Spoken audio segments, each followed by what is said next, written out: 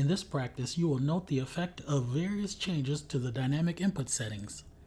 Open Dynamic-1.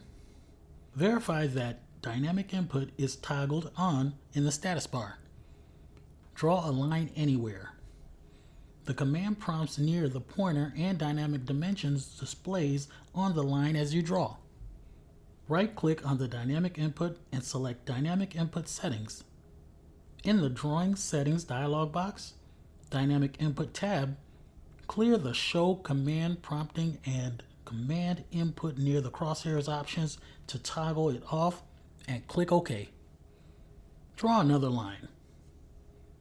The dynamic dimensions display, but the prompts do not display near the pointer. In the Drawing Settings dialog box, change the settings to toggle command prompting back on. Erase the lines that you just drew. Start the copy command. Select the circle and pick its center as the base point. For the second point, the coordinates at the pointer display the polar format, distance angle. Enter 5 for the distance, press Tab, and then enter 45 for the angle. A copy is placed 5 units away at the angle of 45 degrees. In the dynamic input settings, change the pointer input settings to use the Cartesian format for the second points.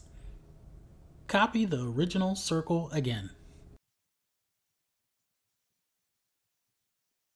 The coordinates for the second point default to the Cartesian XY format.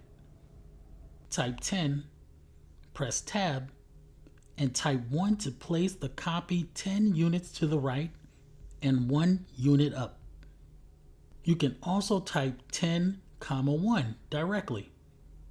With the dynamic input, the default for the second point is relative coordinates. Therefore, the @ symbol is not required. Save the drawing.